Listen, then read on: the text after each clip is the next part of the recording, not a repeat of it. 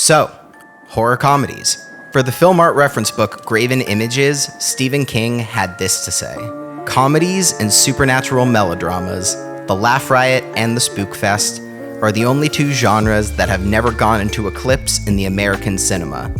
Every other type of movie has taken its turn in the shadows, but funny movies and scary movies seem to never go out of fashion.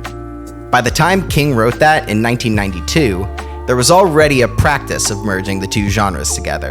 Horror comedy, or comedy horror if you prefer, had a history. Since the 1960s, families were already happily inviting the Munsters and the Addams Family into their homes. The 1970s would see the rise of Scooby-Doo. Sam Raimi and Tim Burton put their stamps on undead humor with Evil Dead in the early 80s and Beetlejuice in the late 80s. By the time we get to Scream and Shaun of the Dead, the list becomes too long to name. Courage the Cowardly Dog feeling left out.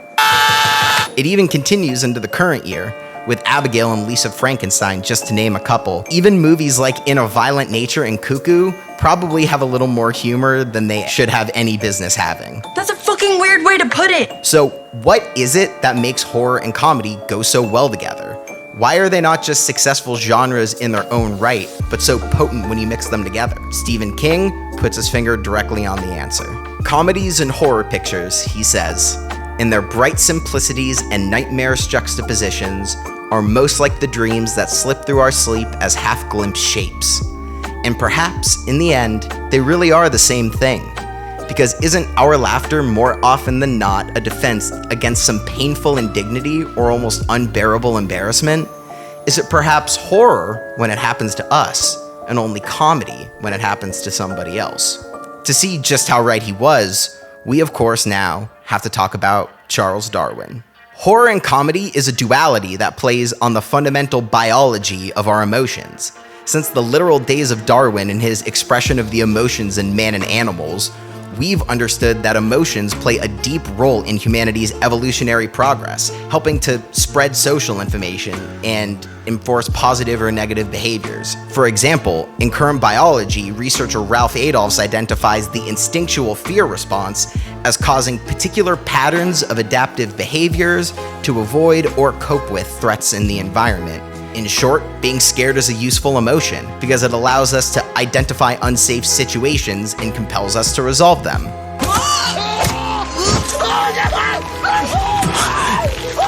Apply this more broadly, and you can see the intuitive link that emotions have with survival behaviors. Disgust might repel us from something that could be hazardous to our health.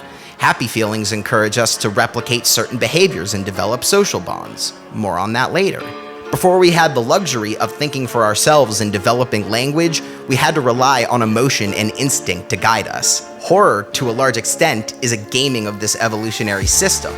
We present ourselves with situations that encourage fight or flight and ride the biological adrenaline high that follows. But even though this can make for a good cheap thrill at times, it often leaves us with a deficiency: the avoidance part of threat avoidance. Consider why so many horror films are thought of as unsatisfying, gimmicky, or lazy, or just a sequence of jump scares. They're often missing a core component to help close the emotional loop. We're priming our bodies for a fight, but unless the big bad meets an impactful end or something to that effect, we might not get any kind of payoff. To see what I mean, let's briefly talk about Speak No Evil. If you've already seen the trailer for this movie, congratulations, you have been spoiled. But on the off chance you don't want to know anything about the original or this remake, you can skip ahead. That's okay, it's allowed. So, the original Danish 2022 film, Speak No Evil, follows a couple and their young child as they visit the home of some new friends they met on vacation. It's something of a tragedy of manners, in which this couple and their child find themselves in the middle of what can only be considered a sinister social and psychological game. It's an agonizing, skin-crawling 100 minutes that ends with one of the most dour outcomes in recent horror history, which is saying something. It's an artistic choice, and it's one with a non-zero amount of thought and thematic relevance. But let's say it's not the most satisfying conclusion to more than an hour and a half of sympathetic nervous system activation. As Sean Fennessy once helpfully said, it made him want to walk out into traffic. That meant, when it came to remaking it in 2024 for American audiences, some things were changed. The fate of the couple is markedly different. The big bad does indeed meet an end worthy of applause in my particular screening, but what you end up with is a film that has a more complete emotional loop, but one that also dispenses with the searing social commentary of the original, like it or hate it. So what tools do we have to create horror that can be emotionally satisfying without being narratively or conceptually predictable? If we don't want to throw Michael Myers out of a window, how do we get our audience on a complete journey? This, finally, is where the laughter comes in. On the far opposite side of the emotional spectrum from fear, laughter and smiles are considered a play signal to indicate the annulment of seriousness, according to a 2019 study in Frontiers in Psychology. A study in the same journal from 2021 also noted that laughter and smiles promote social relationships as well as the development of cognitive and socio-emotional skills in multiple observed populations across age and cultural groups. Researchers noted laughter and smiles of positive affect also occur early in human development and across cultures, suggesting deep roots in human biology. Again, Charles Darwin, understanding many centuries ago that emotions are a biological function and extend far past our thinking human selves. From there, horror comedy is a simple math equation. Fear drives us to threat avoidance behaviors, and laughter is one of the best ones we have. We don't close the emotional loop by running, hiding, or exercising the spooky thing. We laugh in its face. By presenting us with something frightening and immediately annulling it, horror comedies go past simply gaming our nervous system and operate like a full-on game. I got Old Maid. Seriously, what the fuck is Old Maid? Laughter and smiles are closely linked to play in great apes, often serving as a prime indicator that roughhousing or similar behaviors are harmless and social in nature. When we watch a horror comedy, we become those laughing great apes again, hooting and hollering at the screen. Back to King, who notes that comedies and horror invite us, hell, beg us, to disregard ordinary theater etiquette and make as much racket as possible.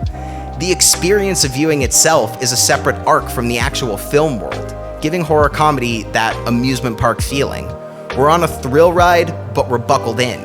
The painful indignity being witnessed is indeed happening to someone else, and not us.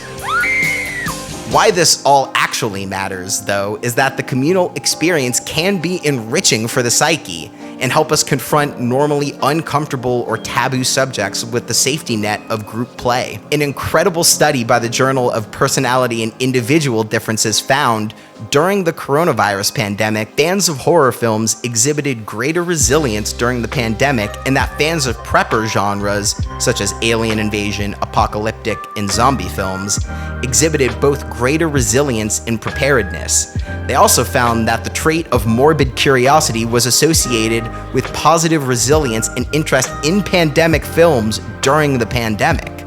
Taken together, these results are consistent with the hypothesis that exposure to frightening fictions allow audiences to practice effective coping strategies that can be beneficial in real-world situations. And so that's what brings this particular loop to a close. Horror comedies aren't just a fun and satisfying game to play at the movie theater. They're a gateway to new experiences. They're a gateway to the overall psychological benefits of horror for the people who might want the comfort of community or an assuring, humorous hand. Life is often scary and is often funny in equal measure, but by confronting it together with a laugh, we can get the best of both worlds. Because after all, the best way to fight fear is with fun. How's that for a slice of fried gold?